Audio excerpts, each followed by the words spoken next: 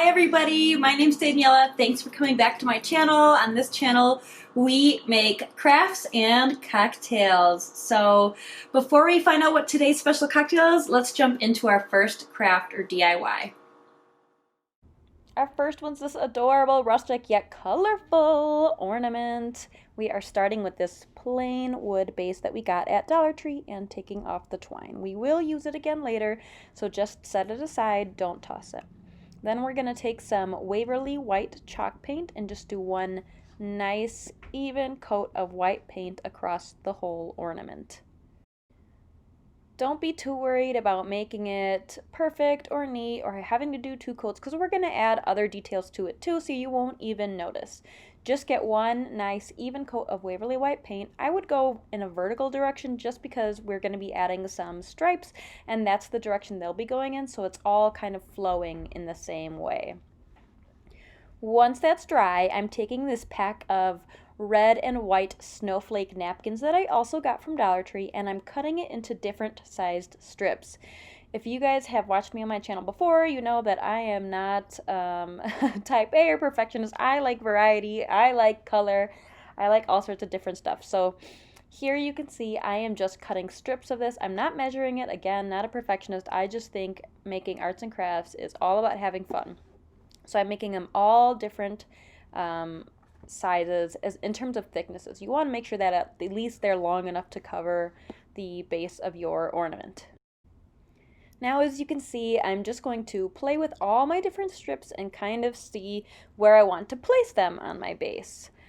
Again, make sure that your chalk paint underneath is dry because this could make a mess. I'm a little bit impatient. It might have been a little bit tacky, but it was mostly dry. So anyways, I'm just playing with it. I'm not making any particular pattern. I just really liked the thought of making a variety of spaces and thicknesses and whatever else. So I just spend a couple minutes kind of playing with it and seeing exactly where I want to arrange everything. And like you just saw there, making sure that wherever I place something, it is long enough to cover that area. Once I'm happy with my design, this part is super important. There is a thin layer in those napkins. You have to take off that second layer. I tried Mod Podging this like 3 times and it kept wrinkling and turning crazy and bubbly because I wasn't peeling this off. So make sure you peel off that little thin back layer, and now I'm just using some matte Mod Podge since our chalk paint is matte. I was originally going to do glossy, but I just didn't think that would look good with the matte chalk paint. So I am putting down Mod Podge underneath each strip as well as on top of each strip. Towards the end here, I had turned off my camera and took off the backs of the rest of my strips. That's why you see me not doing it as much here. But again, just make sure that you put a layer underneath and on top. I did end up having a few that weren't completely stuck, but that's okay because we're going to make this look a little bit more, I don't know, homemade or antique-y later. I end up using my cute pink hair dryer, blow dryer, to let this dry a little faster. I don't own a heat gun. I know, I'll get there eventually. But in the meantime, using a hair dryer is just fine. You need this to be completely dry before you use sandpaper. I am just using some sandpaper. I have no idea what grit because I never use sandpaper. I think it was fine as opposed to extra fine. I don't know. Anyways, I'm going around my edges and sanding off those leftover tissue paper pieces that were hanging off after Mod Podging them. You could cut them as well, but I feel like this just gets like the perfect shape around whatever object you're using. So I voted for that option. Once you've got that all sanded, I'm still going to take my sandpaper and just go across some of the edges of my strips just so it doesn't look so perfectly and clean cut. I don't want it to look cut and pasted, you know? So I am going around the edges. It does rip up a few of the pieces, as you can see, but again, I don't really care. I think it makes it look more antique-y or more homemade, which I love. I love me a good homemade decoration. Then I'm taking some Waverly Antique Wax and a chippy brush, and I'm going around especially the edges, but also some in the middle of the ornament, but I definitely wanted to get the edges a little bit more, I don't know, rustic, whatever. But then I decided I wanted those like napkin strips to blend in better. I just didn't feel like they were blending in enough. Again, I just felt like they were standing out too much. So now I'm taking my Waverly White chalk paint, too lazy to wash my brush, oh well. And then just lightly dry brushing that some all over my ornament. Now, I am taking these gorgeous cupcake liners. What? Gold cupcake liners? Oh my gosh, so pretty. I knew exactly when I saw these at Dollar Tree that I had to use them for this ornament. So, I got this gold foil pack and I just kind of framed it around where I want it, cut it to the right size, and now I'm just hot gluing it. And then wrapping it around the back. Once you do that, we are going to revisit that little piece of twine we had in the beginning, tie it in a little knot, and then glue that to the back as well. That way we can hang this from a wall or wherever you'd like. Oh, there's Kobe in the corner. Anyways, glue on that twine. Okay, so honestly, I was going to leave it that way in my head, right? I had envisioned it. But then it looked kind of plain, and I really didn't feel like pestering around with my Cricut, so I decided to add some greenery. So I just cut off a few pieces from some different picks I had gotten from Dollar Tree. This whole craft, I think, is pretty much completely Dollar Tree made besides the paint. Anyways, just clipped off a few pieces from different picks, and I'm just hot gluing them down. And then in the center, I used some of those mini pine cones that I'm super happy I found because I couldn't find them anywhere, as just a nice little centerpiece at the top of our ornament. And it is looking so cute. I'm really excited about how this turned out. I love that it is like, I don't know, I totally could see this being sold at like a Home Goods or something, but it's homemade and super cheap. I absolutely love it and am so excited I got to share it with you guys. Here I'm just covering up that stupid piece of styrofoam that broke off my berry with some red paint. And there's our cute ornament. Oh my gosh, I love it. Guys, I can't wait to share with you that this video is in a collaboration with SavvyCraftswithSavannah. She is another awesome YouTuber who's super funny and spunky and authentic and does a lot of like farmhouse or rustic DIYs, but sometimes with a nice fun twist. So go check out her channel. She'll be in the description box below, and I can't wait for you guys to see what she's working on as well. Here is what Savvy Crafts with Savannah's page looks like. She, of course, it's all up on the holiday train right now, but it has tons of cute videos spanning across all the holidays and all the seasons, so go check her out. I will have her link in my description for you guys to go check out. And if you're coming from Savannah's channel, thank you so much for being here. I'm so happy to have you. Thanks to Savannah for collabing with me on this video. Now, let's see what we're drinking. We are making this delicious spiked hot chocolate. Here is what you need. I actually got the dark chocolate hot chocolate because honestly I prefer it over the milk chocolate. It's not that much different, but I like it. And I am first starting off by unwrapping and crushing some candy canes. All you have to do is unwrap them, throw them in a Ziploc bag, and use a rolling pin to just roll over them. Honestly, I also used it to just kind of like smack them, which worked as well. You could totally just use the bottom of a jar or anything heavy, but I do recommend leaving it in that bag so that they don't get everywhere. Then I am just putting marshmallow fluff around the entire rim of my cute little glass. You guys have seen this cute little glass mug from Dollar Tree before, and I love it. It just makes drinks look extra festive. I'm dipping that into the candy canes. Look how amazing that looks. Oh my gosh. It looks so cute and tastes even better. Then I put my hot chocolate mix in there and pour some hot water over there. Honestly, be careful because mine was a little hot at first and I might have burnt my tongue, but you know, whatever. Now I'm putting in a hefty shot of some peppermint schnapps.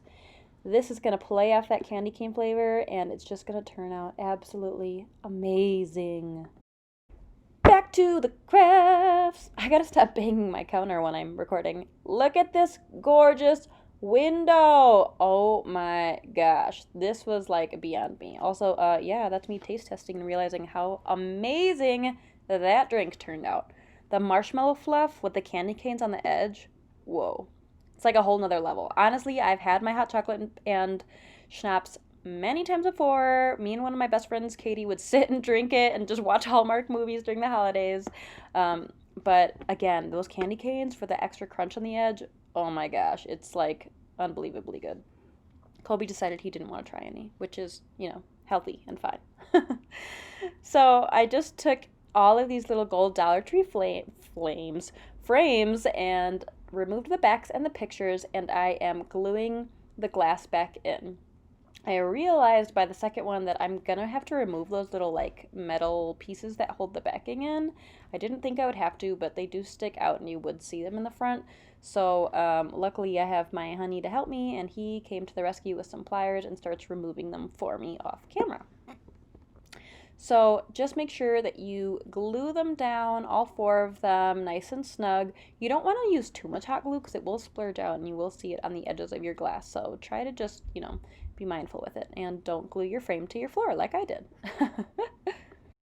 Now I am lining them all up together, making sure that my giant popsicle sticks will fit and don't go over the edge.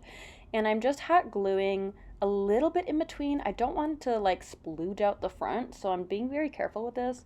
I also realized, like, obviously these are Dollar Tree frames, so they're not perfect, so they don't really line up perfectly, but I tried my best to make sure there weren't really any big gaps, which was more difficult than I expected. Here our creative director Kobe is inspecting and making sure I am not screwing this up. So to secure it, I am using these large popsicle sticks from Walmart that were super cheap. I've seen other people do this on their channels, and it just seemed like a really easy idea to help secure it. In retrospect, I think I would have also added E6000 glue in between the frames for a stronger hold, but for now, I think this worked out just perfectly. So here you can see the front of all those frames, and it already looks like a window, which is really cool. I decided I wanted to add some like snowy dusting to the window frames, so I'm just taking a chippy brush and my Waverly White chalk paint and just kind of dry brushing it on there. I'm not really, swiping my paintbrush or making strokes. I'm more just dabbing it and poking it to give this nice, soft, fluffy, snowy feel. Don't worry if some of it gets on the frame. We'll clean it up in just a second, but make sure you put it in all the lower corners, just like it would on a real window if it was snowing. It likes to pile up in those bottom corner areas. Now I'm just taking a paper towel and some rubbing alcohol, and I'm just lightly getting the extra paint off the frames. I wouldn't scrub too hard just in case, depending on the frame you buy, if it like chips off or takes away some of the paint. But just nice and light go over that to get rid of any paint, unless you like that look, of course. Now I'm taking some of this Dollar Tree wired like garlands, and I'm giving it a little haircut, and I just made it long enough to be able to twist around itself twice because it is pretty thin and I want it to be a little fluffier. So now I am just going through all of my picks and deciding what I would like to add as a decoration on top of my little mini wreath that we are going to add to our window. So I decided I kind of wanted to play off that gold frame and the gold colors, and so I went with some picks that had gold in them. Before I glue them on, I did decide that I wanted to get a little bit of white dusting onto my wreath. So again, just taking my chippy brush and just a teeny tiny bit of that chalk paint and painting that on there. It really only takes a little bit. You don't want to get a bunch on your paintbrush. If you need to, wipe some off onto a paper towel. So as you can see here, I'm just using a little bit of hot glue to place my little pick pieces wherever I wanted them. I ended up going with two different pieces, so some of these gold leaves from a pick, and then I went on top with another piece that had like almost a mesh gold leaf on it and some berries. I just really like the idea of layering as opposed to just doing one simple pick. So yeah. I'm also hot gluing anywhere where I want the leaves to lay so that they're not all crumpled. You know, sometimes with these picks, they're like bent in weird places. So just fixing that up and gluing it down to my window frame. I did do an initial glue and then After letting it sit, as you can see here, I do kind of feel where it's lifting up and add more glue there. Honestly, I did forget to prop this up to show you, so here's just another pic of what it turned out looking like. I love it. Number 3 is this cute gnome. Look at him. Okay, we are using a mop. No shock there. Everyone else is using a mop. And I actually have been saving this soda bottle just for this for like several days. We don't have a lot of soda in our house, but I knew that I would be needing it and that it would be the perfect base for a gnome. I couldn't figure out how to separate the mop from that base thing. I feel like I've seen other people do it with the different mops, but I couldn't figure this one out. So I just ended up cutting all of it off, and they were all in loops, which I really didn't mind because I figured it would make gluing a little bit easier, and then I would cut the ends later. So just in case someone sees the base, I did decide to quickly paint the bottom half of my bottle with my Waverly White chalk paint, and admittedly did not wait long enough for that to dry. But I'll add another coat later. So now I'm just taking my hot glue gun and gluing all my strands from the mop. I'm still keeping them folded again just because I think it's easier to manage that way, and then I'll just cut them later. Be very careful with this because you are putting hot glue on a plastic bottle. It may melt, so just be careful of that. And if you have a demon gun like mine, don't burn yourself, because I burnt myself probably like 875 times doing this. So just be careful with that. Also know that we are going to add a second layer, so don't be worried if it's looking a little sparse, like you can see right through the mop. There's plenty of strands left, so we will do a second layer. Here you can see I'm just finishing up this part and then kind of seeing how it looks, and that's when I ended up deciding, yeah, we need more. But anyways, I did cut the bottoms just so I get an accurate look at what the length of my gnome beard is, as weird as that sounds. And then I start filling in any gaps before I start doing any second layers, but the second layer will honestly just go right above the last one. I also like this because it will slightly give a variety in the length so that all of the mop strands aren't exactly the same length. And as you can see, I could see the bottle, so here I'm doing that second layer of chalk paint. Now I'm checking out my beard and seeing how long we want it, and I did decide to give it a little bit of a trim. I'm not being perfect at measuring exactly the same length because, again, I don't know, I like variety. I think it's fun when things are more homemade looking, so I'm just kind of giving it a general cut, and especially cutting any ones that definitely look like they don't match. So, yeah, there's our little beard. Now I'm taking this Dollar Tree kitchen towel that I thought was super cute, and I definitely knew when I saw it that I was going to make it for my little Nomi hat. And I'm just going to cut off a chunk from the bottom. I am going to use that little like white edging at the base of my gnome's hat, so I did leave that there. You could obviously cut that part off if you don't like it, but I knew that I wanted it because I thought it would just make a more professional looking touch to have kind of this like white rim around the edge of his hat. So now I am just using my hot glue gun to glue that down. I am putting hot glue both on the edges of the mop strands as well as on the bottle. I am noticing at this point that some of my bottle's kind of caving a little bit, so if you have a low temp gun, that might work better. Mine doesn't have that option. It's just freaking beaming hot at all times. So I did try to be careful with that. And I'm just cutting off any excess, which I will do again in a second when you notice, or when I notice, that I have still too much towel stuff. I'm taking the very end and just kind of twisting it around my finger to see how I can make it kind of come to a point. Obviously, our little Nomi's hat is going to have this little pointed end. So I'm just wrapping it around, putting a little hot glue gun, not hot glue gun, a little hot glue here and there, and then again, trimming any excess. I noticed when I'm gluing, oh my gosh, I don't have words today. When I'm gluing the edge here, it is like difficult. It doesn't really lay flat. It has a few wrinkles in it, but actually it ends up looking just fine because it makes it look more natural when it's bent over, that it has some of those wrinkles as if a normal hat would.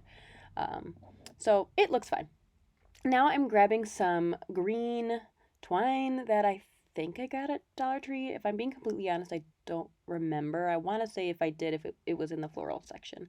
And I just glued it to the back, the same place where the seam of the hat was, and then wrapping it around a bunch of times. Then we're adding a jingle bell. These gold bells are from Dollar Tree. We're just gluing that slightly underneath the hat. And also obviously coming out of that little moppy part. And we're taking a second jingle bell and gluing it to the end of our hat. You could totally use a pom-pom, a flower, anything else. But I thought it would be cute to have that kind of matching with the nose. Now I just took a little piece of that garland again, cut it, and some other florals and pieces from pine picks, and added it to my gnome's hat. And that's it, you guys. Look how cute he is! Oh my gosh, he turned out better than I even imagined. So here's all our projects in the end. I love how they turned out. And I actually think it's kind of cute that they all have a little bit of gold in them, almost as if they are matching. Thanks for joining, guys. Don't forget to like if you like this video and subscribe to join this family. Bye, guys!